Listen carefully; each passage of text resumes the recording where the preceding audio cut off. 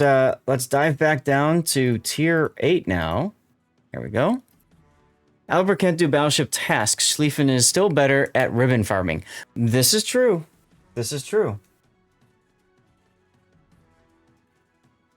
Yeah, but They'll that's find for farming. a dockyard mission. That's not real. It doesn't really count for when you're trying to like count for performance. Yeah, for competitive, that's a different story. And also, I would argue if you want ribbon farming, you might just go with Los Andes or, well, you know, Libertad anyway. So. Yeah, Sleefin's still the best. You can you do Libertad or you have the Irresistible / Illinois if you need main battery hits. Yep. All right, Coughlin, I don't know if you want to join us on voice or not, but you're welcome to. And thanks everybody for sticking through the commercials. Hope you guys hope they weren't too terrible. There's a Fortnite one that I'm getting sick of seeing, personal opinion, but whatever. How much AI is in that Fortnite commercial? The answer is yes. It's all of it. The answer is yes. It smells it right off the bat. GG. So, oh well. Yeah, just come on in when you're ready. There are ads. Subscribe. That's true, Duckman. You can also subscribe, and that also helps with our plus push we were talking about at the top of the stream. And we'll talk about that again in a little bit. But anyway, let's go ahead and get started now. So this is going to be the Lightning. This is Coughlin's game. He used a Cover My Replay for that. And the Lightning, of course, is a tier 8 British destroyer. She's interesting. I didn't like her when I first ground through her, but she's got really darn good concealment, decent guns, and she's got, of course, the fun British short burst smoke generator, so she can break contact very easily. She does lack the engine boost consumable, which makes it difficult, but she does have short range hydro search, which also helps with hunting subs. So yes and no. It's kind of a bit of a you win some, lose some, but essentially she's a really good destroyer hunter of all of them. 5.5 concealment helps a lot too. Exactly. I mean, that's almost best in class. Something like. You're only second to the Japanese torpedo destroyers, but it's a 100-meter difference. Close enough. Right. You'll bump up. Right. Not only are we doing Coughlin's game, I just noticed he also won the CC container. GG's Coughlin. So let's take a look at Coughlin's build. We've got main armaments mod 1, engine room protection, aiming systems, steering gears, and then finally concealment. Now, steering gears because it's got baked in propulsion like most other British ships do. And then this is a standard captain with the core build, preventative maintenance, last stand, survivability expert, concealment expert. And then for other skills, radiolocation, very strong in this boat, adrenaline rush, main battery anti-air specialist, and then finally liquidator. Okay. Interesting. I'm not sure about the liquidator. I might value consumable specialist more than that. What do you guys think? Personally, I would swap two things actually. One, but this is my obvious question: is are you going to use this captain on the Jutland and the Daring? Because if you are, then I'm swapping main battery, that 3-point skill, to superintendent, just because you get that extra heal, smoke, and hydro on the tier 9 and the tier 10, right? Well, Yes, that is correct. I'm not using this one on the other ones. Okay, so he's specific to this, so that's good, and that's a good point. If it's got a heal, you want superintendent for the extra heal and the other goodies too. But yeah, so in that case, the only piece of feedback for you, Coughlin, is to consider dropping liquidator in favor of consumable specialist, just so that your short burst smokes come back sooner, especially with the proliferation of hybrids and carriers and just the constant spotting. I value the ability to disengage so much more now, you know? Yeah, okay, I might. The other thing I would also consider is, and this is like, because you're effectively double stacking preventative maintenance with engine and steering gears repair. Mm-hmm. I would this is just what I do on my daring. I drop that for hydro mod just because you get incredible uptime on the on that hydro. Mm-hmm. Yeah. Yeah, and on the daring I do, I think. Yeah, it's not worth it on the 8 unless you're doing it like specifically for ranked or something. Then I might consider doing it. But yeah, I'm not going to just because I can put a coal mod on every one of my ships doesn't mean I will, because that's a lot of coal to be spending. And as far as the feedback about commander skills, I don't know that it's worth spending delete commander XP to change it. Okay, so I just want to keep that. Yeah, that's the other thing. Yeah. Actually, the thing is, I had the skill set without liquidator and without what's it called, the leftmost one. And then basically I leveled up the captain by having him as a also figure as a captain for secondary built battleships like the Agincourt and the Renown 44. And now I'm regrinding the daring line. And Okay. so I got back to the Lightning first time in quite a while, and suddenly I had these 4 extra captain skill points. Where I was like, Yeah. oh, okay, what do I want? And then I thought, well, main battery and AA specialist wanted that a little bit more than either of the tier 4 gun skills. So and then I had 1 point left, and I thought, okay, which one might be useful? Well, let's just put it on liquidator. Like gun traverse is fast enough. Yep. Consumable reload usually also fast enough. Okay, that's fair. So that's how I got there. And I'm with you on the 4-point skills. Most of these aren't really going to be good for you. The only one that might be helpful is Dazzle, because you don't have an engine boost, so you get that extra 8% ship speed for a little bit of time. Could help you a little bit there, but whatever. And then as far as flags, you got ship HP, fire reduction, fire flood, flood chance, fire chance, smoke uptime, hydro uptime, and speed boost. Now, if you're trying to conserve flags, these are pretty expensive on the bottom here. So I might drop these in favor of consumable refresh here, consumable reload, and then maybe anti-air or even ramming, because you can always end up ramming a sub. So yeah, if I didn't have, I don't know, 500 hydro flags and 1200 smoke flags or something like that, I might have done that differently. Sure. I'm just highlighting that for if this goes to YouTube, if people are watching this and say, oh, hey, that's me, that helps them save some credits or coal or whatever the case may be. Yeah. So, Fair. ooh, look at you, bottom tier. Congratulations. Ouch. Hey, let's keep things interesting. Well, you only have one radar cruiser to worry about, so there's that, I guess. Practically speaking, he's only facing Jaeger, Akazuki, and Osborne for destroyers, so not truly down tier.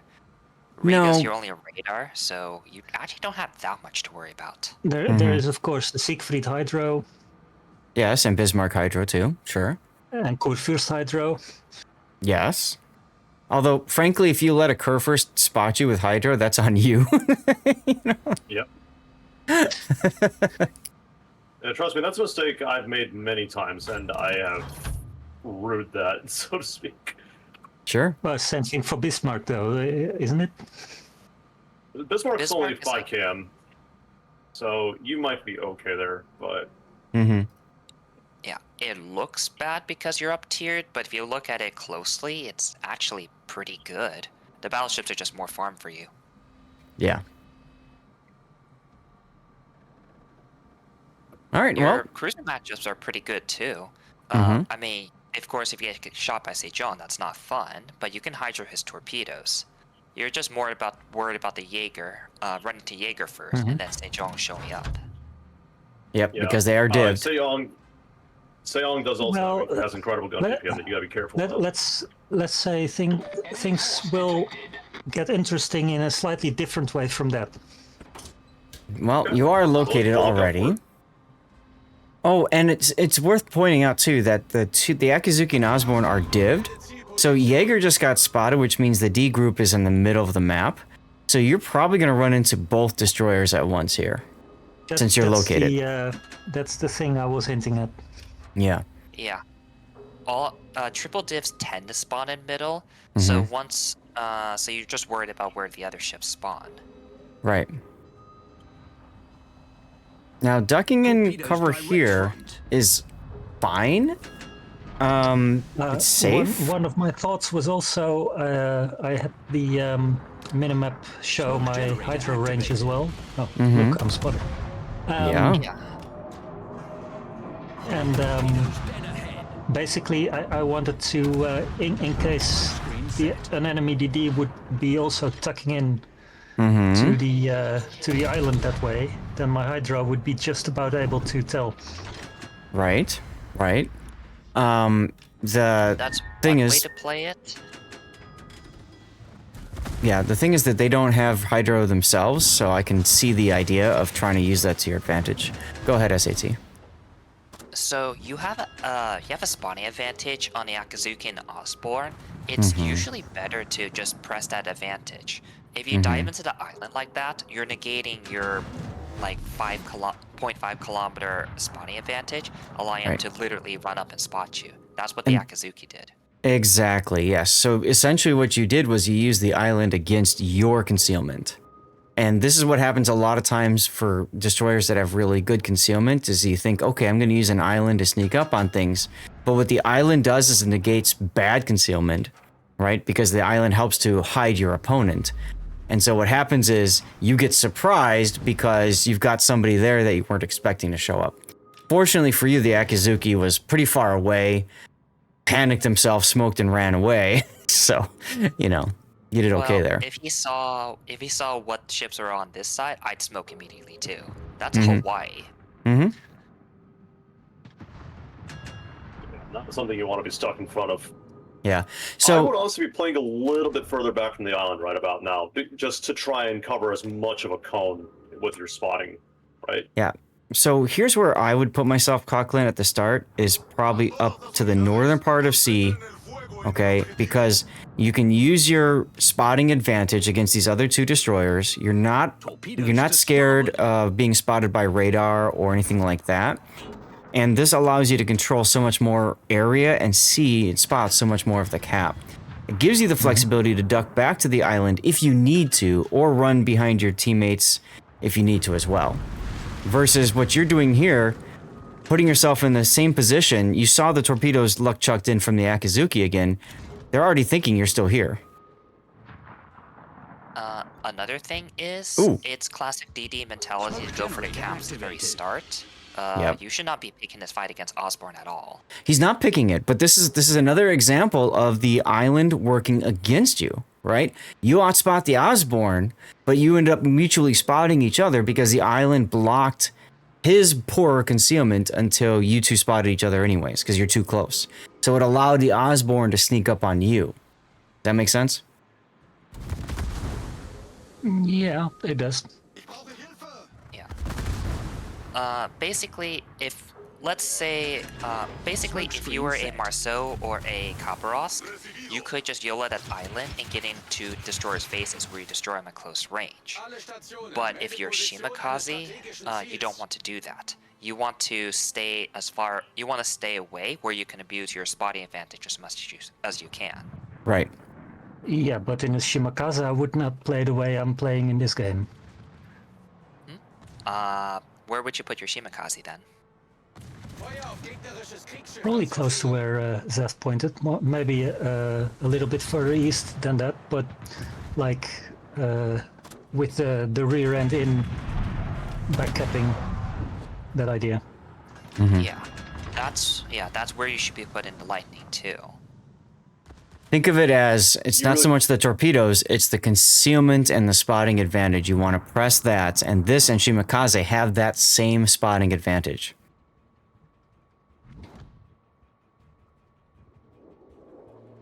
Yeah, I'm now wondering if I was also still slightly in my Jervis mentality, because this was the first game of the regrind.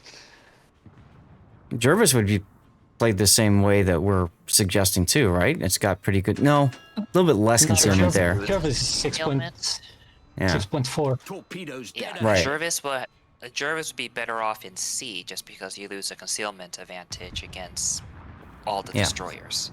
But that's because tier 7 destroyers are kind of crap when they get up tiered. Yeah, if you're top tier, it might not be as bad, but yeah, that makes sense. Well, Jaeger came back over to this side too, by the way. So you're about to have a destroyer party. Yep. Yeah, well, Yeah. I was also thinking, okay, cap first, then let's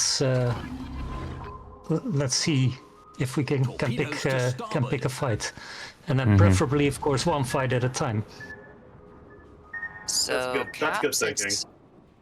keep in mind, caps are not something you should just fully commit to in the very beginning.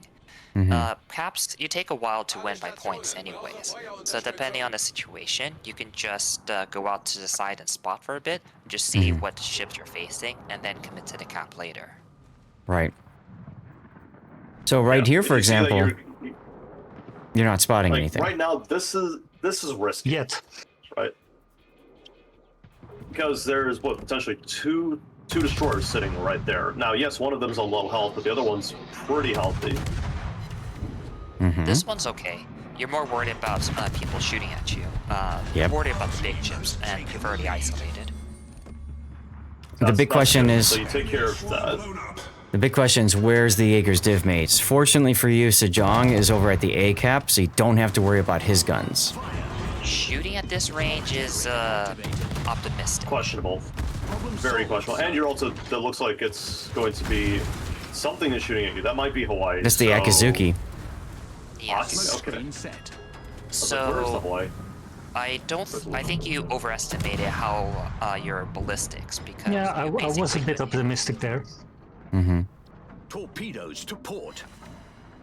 The British shells are on a floatery end, and well, Jervis is like Icarus and Jervis are like 100 times worse too. You want to get into people's faces. And especially since Akizuki was in the area, you know that it would have been risky regardless. Yep. It would have legitimately been better for you not to shoot there, even if the Jaeger was out in the open, because the Aki is still right on top of you. That was a lot of health that you lost for absolutely no reason. But The most important fortunately, thing about playing- it pushed him off. It pushed him back, and that's important too, because if he didn't shoot his guns, he could have done what a lot of players do, which is just get too deep, get even deeper, and then you get wrecked. Well, he has a smoke, just in case. I would have honestly waited here. I would have waited for your smoke to be off cooldown, or at least close to off cooldown. And then I would have gone in and killed him. Enemy destroyer sunk. Just as a sort of, like, Smoke generator activated. Insurance policy, right? And now you're spotted, that's the Torpedoes thing. astern. Like, And I think if you're your smoke was highlighting- ready- You don't need to smoke there. Smoke screen set. Oh yeah, Well- that's who you Well, use. I was still spotted at the point where I smoked up, and Yeah. Doesn't matter. Yes, but- Who can shoot you? Nobody can shoot you, and as it is, you're also going to run out of the detection. You're going to run out of the spotting range, or your bloom is going to run out of the spotting markers of whatever can actually spot you. Because unless the Jaeger stuck around, you will go undetected. I think the problem here was that you wanted to smoke because you knew you needed to smoke, but you couldn't. And then as soon as it came off as soon as I cooldown, could, I did, and then Exactly. only later I realized I didn't really have to anymore. exactly. So I think that showcases why Consumable Specialist would be a better choice for you. Again, I don't think it's worth resetting, but for players, if this goes out to YouTube or people watching right now live, or making those similar distinctions, this is where Consumable Specialist comes in handy. Yeah. And this is the other thing too. Now you're down to just 2 smoke charges, right? That's a wasted smoke. You're going to need that later, especially when fighting the Jaeger, and when you have to disengage from, say, if 4 tier 10 battleships that are still left on the enemy team. Albeit, I don't know how much longer the Republic's going to live. HP management. Oh, hi, Jaeger. Yep. You're going to be a lot more comfortable if you had another 5k HP running into this fight. Because with this kind of fight, you're more worried about, if one good salvo means it could have just been a trade at best. Smoke generator activated. Also, Now- if you're going to fight a torpedo destroyer, never do this, because now you risk running flat broadside to a bunch of torpedoes. This is okay. Actually, yeah, it's okay because it's at the very start. So if you continue to go broadside, yeah, you're gonna die. But if you Right. turn away immediately, 99% of the Yeah. time they can't lead it. Now, Yeah, I do Good point. want to highlight too, you were completely surprised running into this destroyer here, right? You were even looking at your torpedoes, trying to figure something else out, and all of a sudden, a wild Jaeger appears right in front of you. I think it's important to be keeping an eye. Yes and no, because I did have the RPF on him. Yes, you did, and was pointing at him, but you weren't expecting him to be that close, is what I'm getting at. And the reason he's that close is because of his target. Yes, you also know he's in the cap. But the other thing to think about is the Flandre is probably his target, or the St. Vincent, right? If he's going to go for the Flandre, he's going to get up to within whatever his range is, or, you know, close enough to where he can fire his torpedoes. Right. And you just happen to be there. And you just happen to be closer. So you basically surprised him. He surprised you. And I want to highlight that for a moment, because if you were a little bit more prepared for that engagement, you would have taken less damage, of course, and, you know, blah, blah, blah. But I just want to highlight that because earlier in this replay, you were also surprised by the Akizuki when you spotted him. So I think just overall, maybe trying to focus a little bit more on thinking about where these destroyers are using your ready location. At the start than I was by the Jaeger here. Yeah. Because I was also thinking, and maybe that's a bit optimistic, but I was also thinking, okay, it's a Jaeger. Okay, he can try to use his guns. I can do the same. I know who's going to win that one. Sure. Solved, sir. The problem is Jaeger's got friends. He's got Libertad as a buddy. Smoke screens. Yeah, you're very fortunate the Libertad secondaries didn't have enough time to lock onto you, or you would have been dead. Those things hit incredibly hard, especially when the FP is active. Also, Or even if Libertad just happened to be looking at you while you were spotted and just shot at you, you would have been dead. Yeah.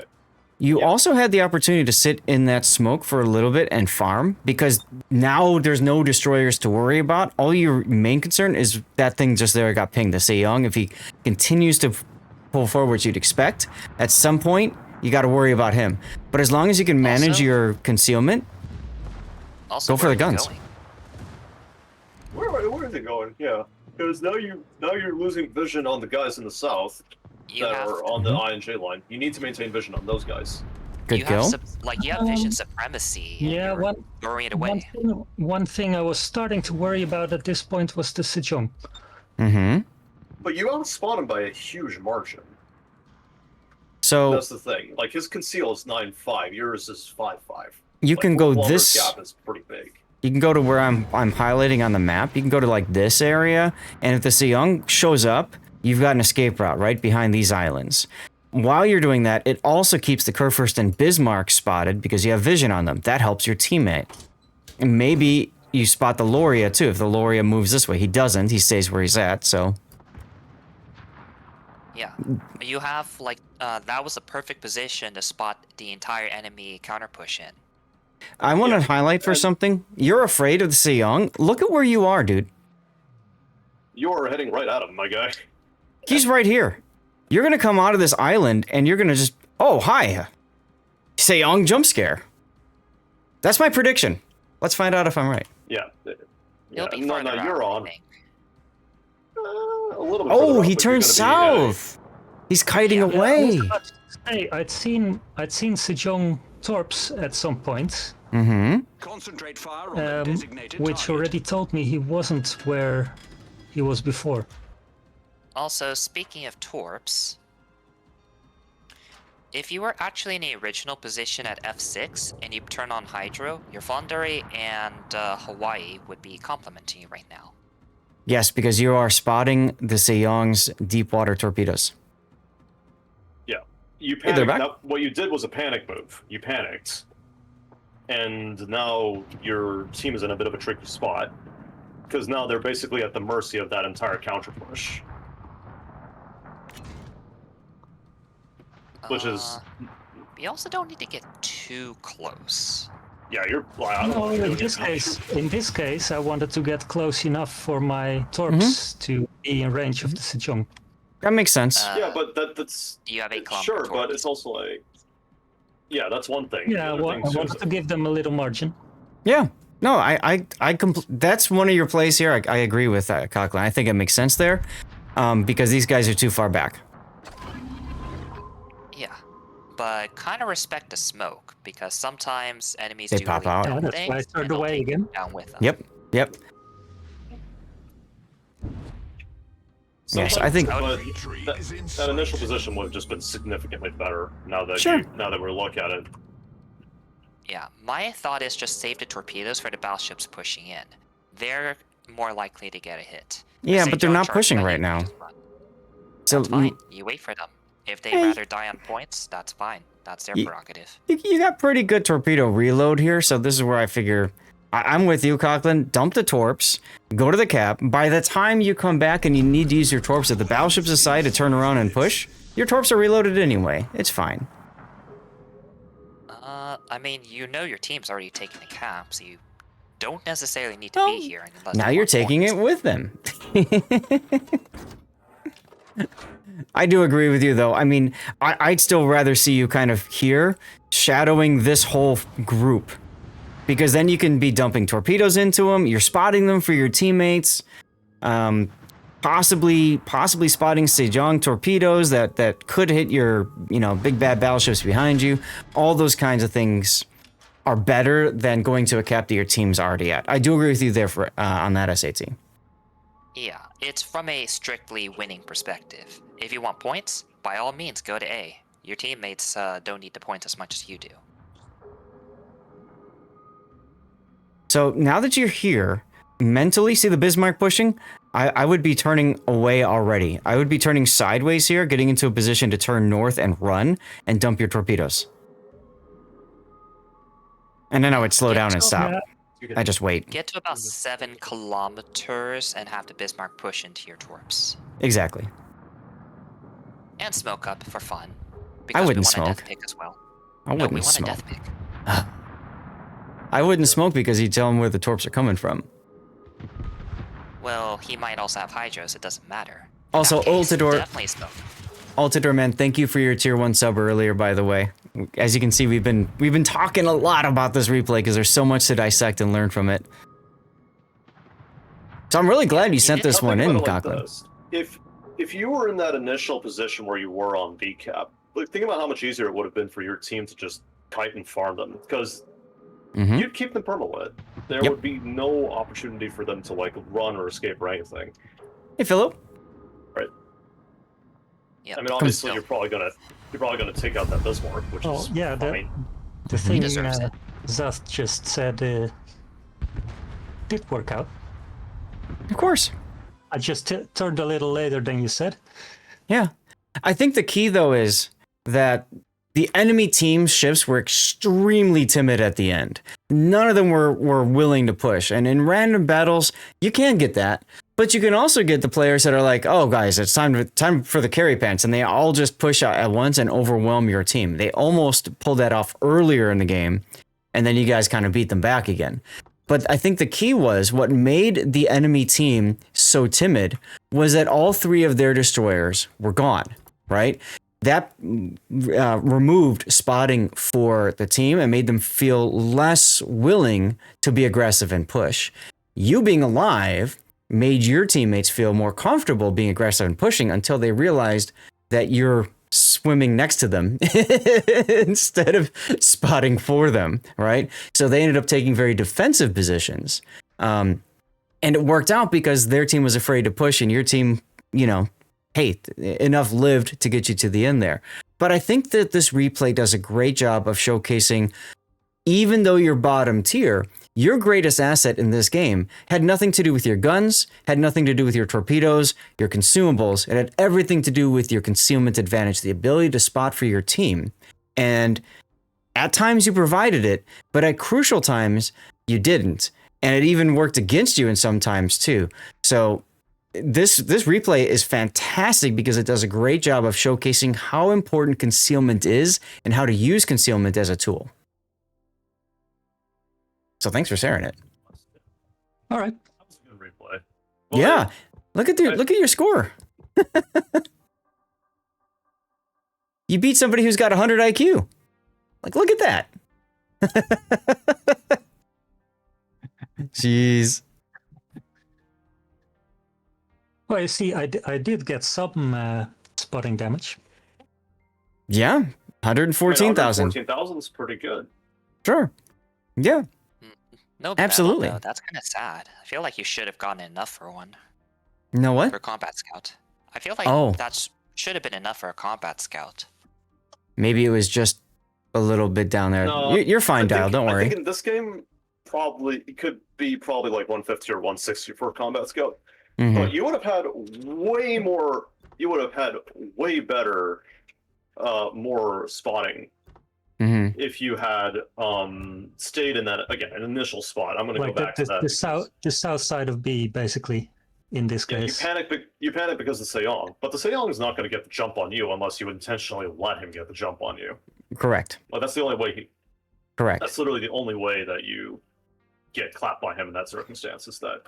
So chat, title request, what do you guys want to put for titles here? There's two things that come to mind. One is concealment, and then the other one is really positioning, right? The early positioning at C, we talked about the mid to late game positioning at B, and the ultra late game positioning at A.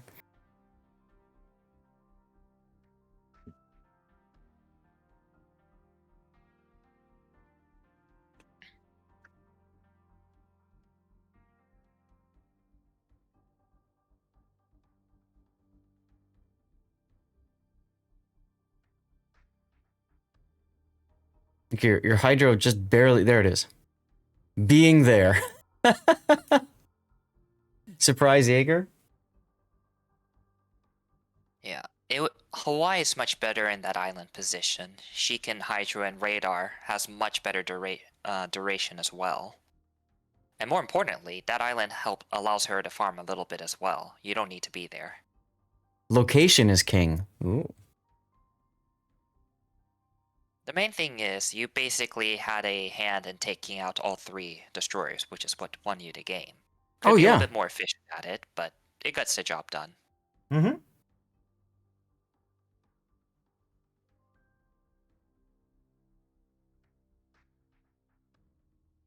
Eyes of the Fleet. Defeating concealment because you defeated your own concealment.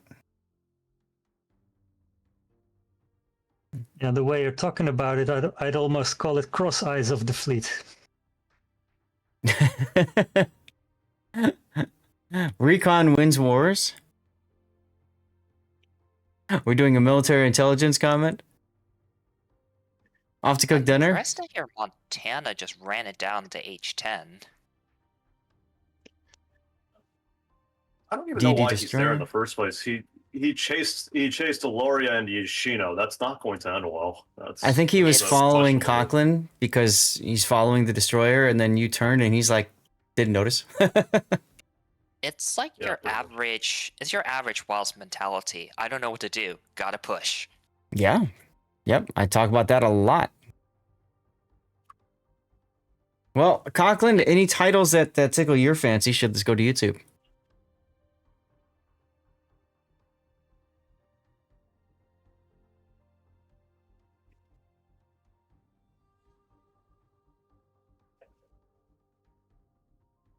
Well, given the theme, I wouldn't really mind cross eyes of the fleet. Okay.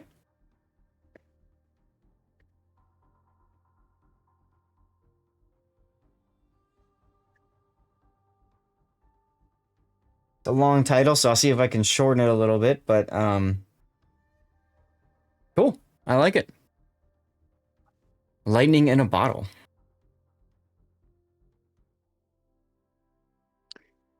Yeah, no, this was a really good replay, though. I mean, it's a fantastic teachable replay. So, thanks for sending this one in. This one's one of the best ones we've had in a while for teaching some of the mechanics of this game. Oh, very glad to hear that. Yeah, destroyers is one of the harder classes to learn, just because there's so much you need to know to actually play the class properly. Yeah, And you get punished heavily for any mistakes. So Exactly. really good replay for that. yeah. So thanks, dude. Appreciate you, man. And Chad, if you're listening, if you're hearing this, remember at the end of this, we're gonna do a vote. Think about this one. Think about this one.